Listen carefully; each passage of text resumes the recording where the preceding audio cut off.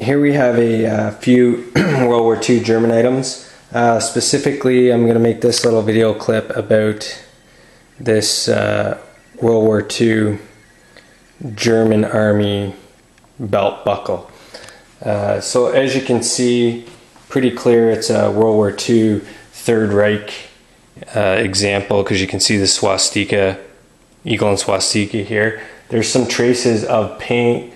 It looks like a light green, field green paint as opposed to the field gray. So this probably could have been issued to some tropical troops, possibly even the Africa Corps. I'm not really up on my German stuff, but you can see clear traces of the original paint right here.